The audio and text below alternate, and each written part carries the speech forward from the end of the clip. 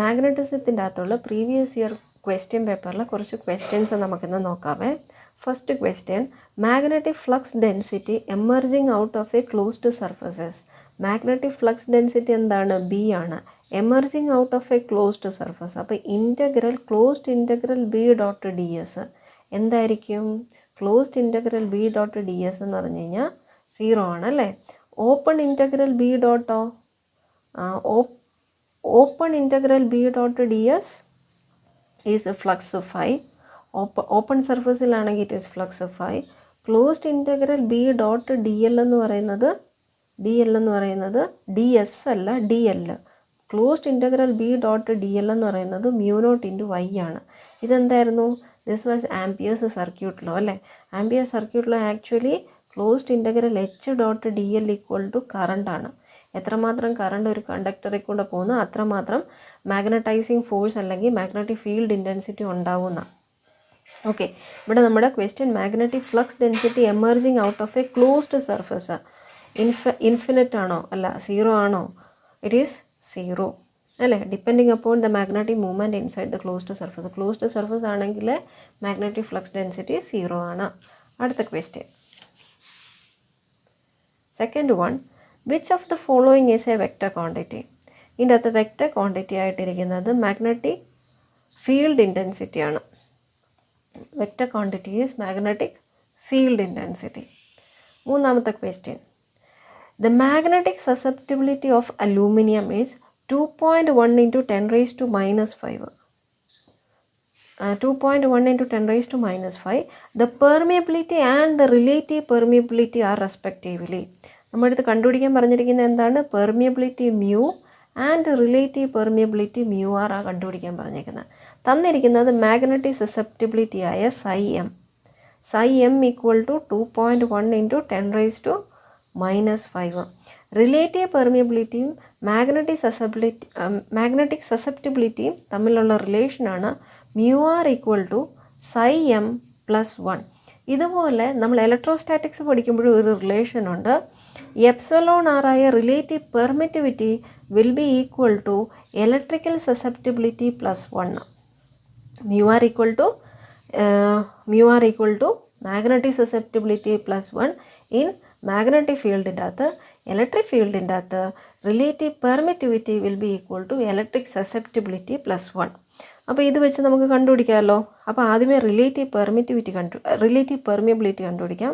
So mu R will be equal to what is I M? 2.1 into 10 raised to minus 5 plus 1. അപ്പം ഇത് 0.0012345 plus 1. So it will be 1.000021. Mu r equal to 1.000021. അപ്പം mu R ഇതിലേതോ ഒന്നാണ്, സിയോ deo ആണ്. ഇനി നമ്മൾ permeability കണ്ടുപിടിക്കണം. Permeability mu will be equal to മ്യൂ0 മ്യൂ ആർ. എന്താണ് മ്യൂ0? മ്യൂ0 is 4 into 10 raised to minus 7 into relative permeability is 1.0000.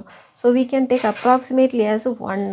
Okay, so 4 into 3.14 into 10 raised to minus 7. 3.14 4 16 5 12. So it can be written as 12.6 into 10 raised to minus 7. അപ്പോൾ നമ്മുടെ answer ഏതായിരിക്കും? C അല്ലേ. 12.6 into 10 raised to minus 7. Relative permeability 1.000021. So ഇത് നമ്മുടെ engineering സർവീസിൽ 2018 ചോദിച്ച ചോദ്യമാണ്, പ്രിലിംസിൽ. അടുത്ത ഫോർത്ത് ക്വസ്റ്റ്യൻ,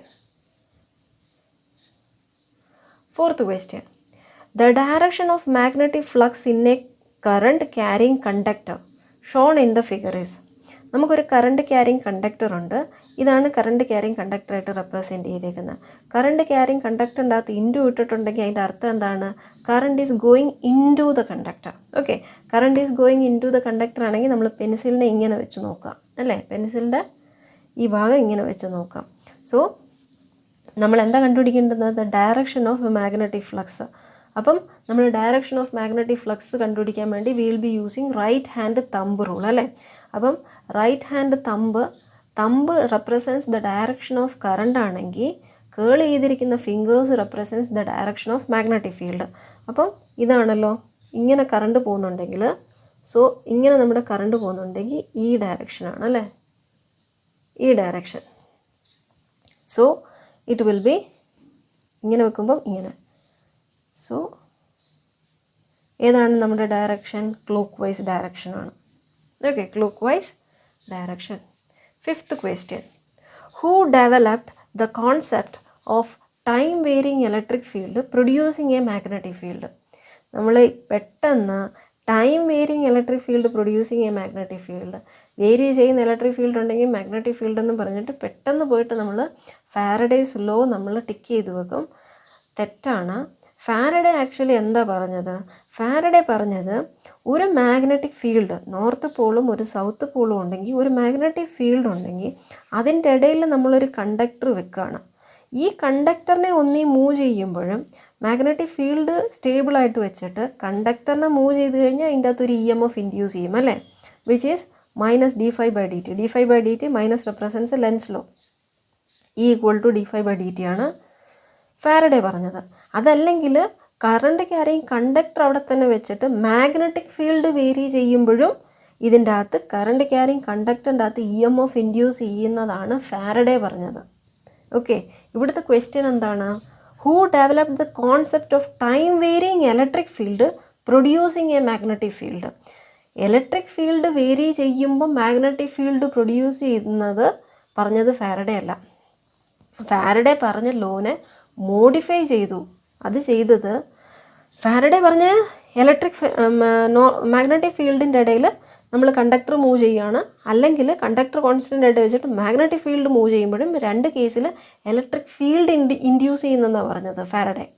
ആ ഫാരഡേസ് ലോനെ എടുത്ത് മോഡിഫൈ ചെയ്ത് കറണ്ട് പാസ് ചെയ്യുന്നുണ്ടെങ്കിൽ അല്ലെങ്കിൽ ഇലക്ട്രിക് ഫീൽഡ് വേരി ചെയ്യുന്നുണ്ടെങ്കിൽ മാഗ്നറ്റിക് ഫീൽഡ് ഇൻഡ്യൂസ് ചെയ്യുന്നതെന്ന് പറഞ്ഞത് മാക്സ്വെൽ ആണ്.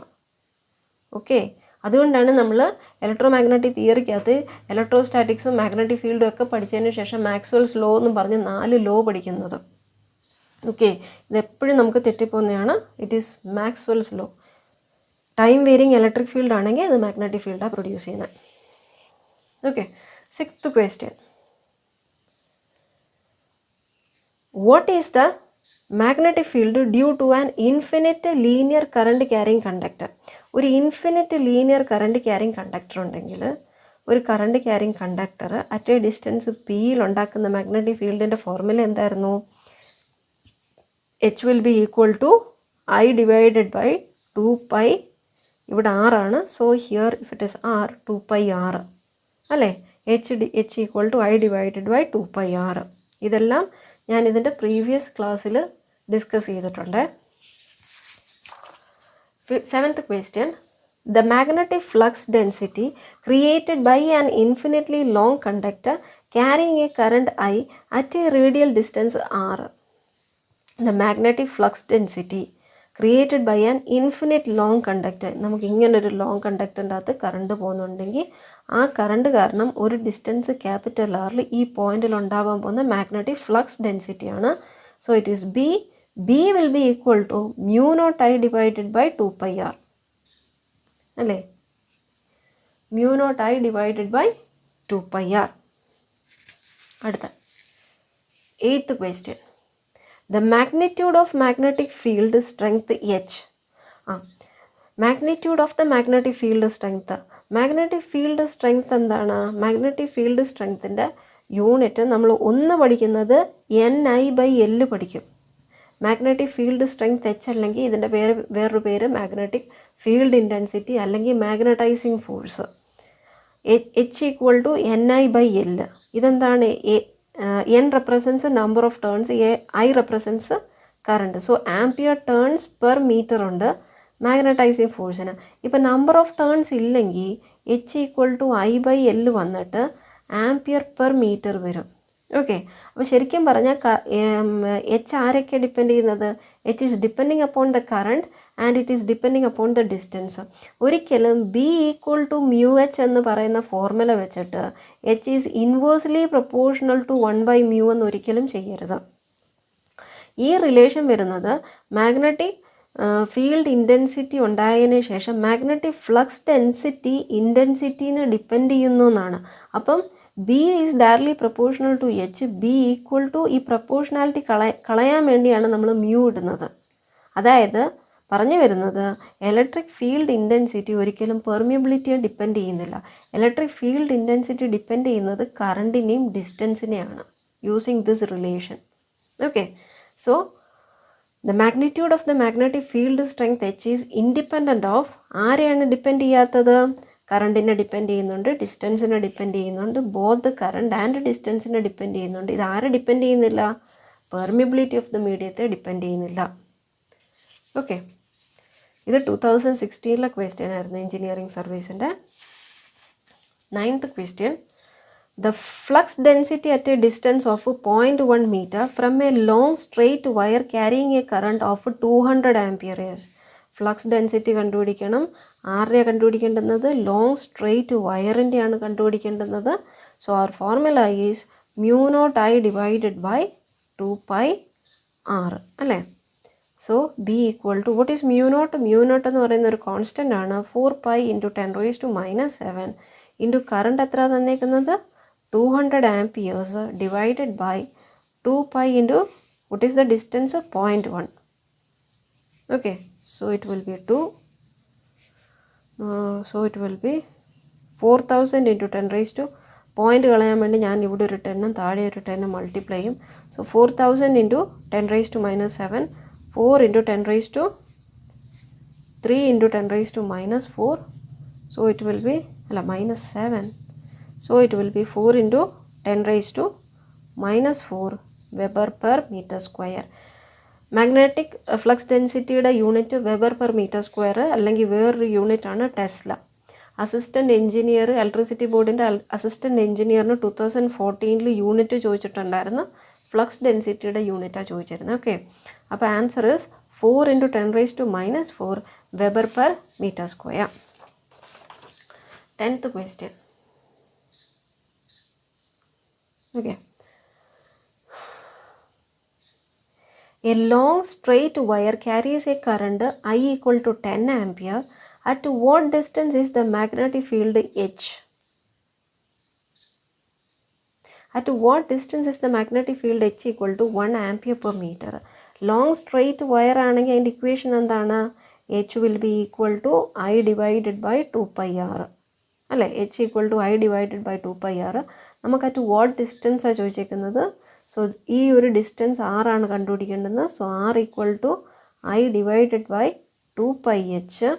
I എന്ന് പറയുന്നത് എത്രയാണോ? I is the current, that is 10 amperes divided by 2 into 3.14 into 1. So it will be 10 divided by 3.14 divided by 2, 8, 6.28.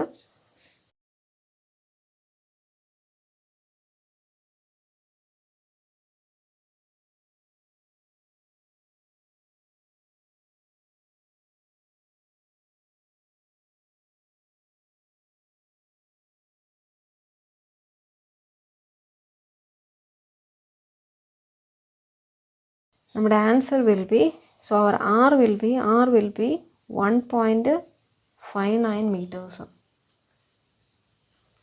R will be, നിങ്ങൾ ചെയ്തു നോക്കിയാൽ മതി, R will be 1.59 meters. 11th question.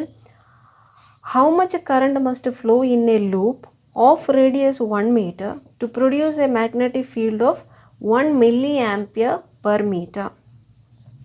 Magnetic field of 1 milliampere per meter. നമ്മൾ ചില സമയത്ത് unit നോക്കിയിട്ടാണ് ഇവർ മാഗ്നറ്റിസത്തിൻ്റെ ഏത് സാധന കൺസിഡർ ചെയ്യുന്നത്. ഇപ്പോൾ ആംപിയർ പെർ മീറ്റർ എന്ന് പറയുമ്പോഴത്തേക്ക് H ആണ് അവർ ഉദ്ദേശിക്കുന്നത് അല്ലേ. H ഈക്വൽ ടു 1 into 10⁻³ ആണ്. ആംപിയർ പെർ മീറ്റർ എച്ചിൻ്റെ യൂണിറ്റ് ആണല്ലോ. Radius small r equal to 1 meter തന്നിട്ടുണ്ട്. ഹൗ മച്ച് കറണ്ട്, നമ്മൾ കറണ്ട് I കണ്ടുപിടിക്കണം. Will flow in a loop, ഇങ്ങനൊരു ലൂപ്പിൻ്റെ അകത്തല്ലേ. അപ്പോൾ അതിൻ്റെ ഫോർമുല എന്തായിരുന്നു? H will be equal to I divided by 2r അല്ലേ. H equal to I divided by 2r. So I will be equal to H2R. What was H? H into 10, 1 into 10 raised to minus 3 into 2 into 1. So it is 2 into 10 raised to minus 3, which can be written as 2.0 milliampere. So our answer is C, 2.0 milliampere. 12th question. The unit of del cross H. ഇത് gate ECയിൽ ചോദിച്ചതാണ് 2003. Del cross H. H എന്താണ്? എച്ചിൻ്റെ unit നമുക്കറിയാം ampere per metre ആണ് അല്ലേ? എച്ചിൻ്റെ unit നമുക്ക് ampere per metre ആണ്. പക്ഷെ നമ്മുടെ അടുത്ത് ചോദിച്ചിരിക്കുന്നത് ഡെൽ ക്രോസ് എച്ച് ആണ്. നമുക്കറിയാവുന്നത് Ampere's circuit law in integral form is closed integral H dot D L equal to ഐയും. ഇത് ഇൻ്റഗ്രൽ ഫോം. ഡിഫറൻഷ്യൽ ഫോം എന്ന് പറയുന്നതാണ് del cross H equal to J ആണ്. Del cross H equal to J ആണ്. J എന്ന് പറയുന്നത് current density ആണ്. J is current density. അതിൻ്റെ യൂണിറ്റ് എന്താണ്? കറണ്ട് ഡെൻസിറ്റിയുടെ unit is always ampere per metre square ആണ്. ഓക്കെ, കറണ്ട് ഡെൻസിറ്റിയുടെ unit is always ampere per metre square. So our answer will be C, ampere per metre square. 13th question. Del dot B equal to 0 is based on Gauss law ആണോ, Ampere's law ആണോ, Lenz law ആണോ, continuity equation ആണോ? ഏതായിരുന്നു?